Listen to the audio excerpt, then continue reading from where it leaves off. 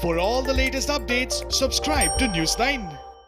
For the past few weeks, tension in South China Sea is mounting.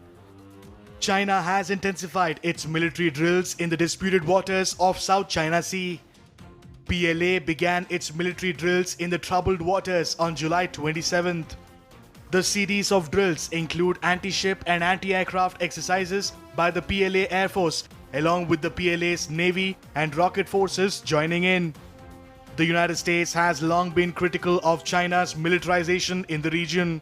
The dispute in the South China Sea is critical as several countries claim their rights on the sea, including China.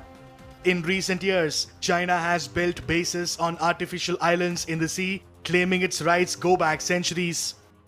Beijing claims a vast area known as the Nine-Dash Line and has backed its claims with island building and patrols.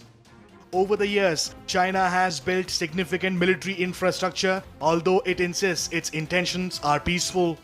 Now, to showcase that China's troops are ready to safeguard its territories, the PLA conducted a series of drills in the region. It is to be noted that the drills were conducted with powerful ammunition. Two types of anti-aircraft guns were involved in the drills. The two anti-aircraft guns that were involved in the drills are the twin 35mm barreled PGZ-09, China's most advanced self-propelled anti-aircraft artillery, and the quadruple 25mm barreled PGZ-95. The PGZ-9 and the HQ-17 air defense missile can form the most powerful ground force field air defense combination in the world. PLA has conducted two different methods of drills to enhance their skills. The two different methods of drills conducted by PLA include linear precision targeting and dense fire coverage. These two approaches help the troops in ensuring the effective strikes on close-range aerial targets.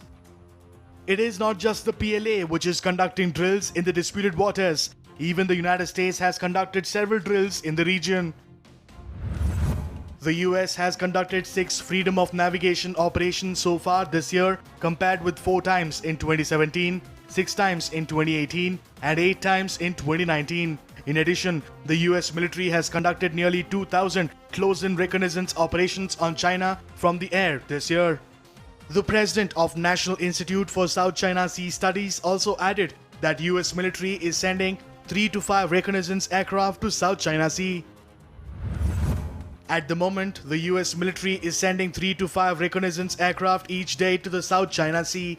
The US military planes have come unusually close to mainland airspace several times since April. In 2016, an international tribunal ruled against China, saying there was no evidence it had historically exercised exclusive control over the sea's waters or resources. Despite the tribunal's rule, China is intensifying its military activities in the region.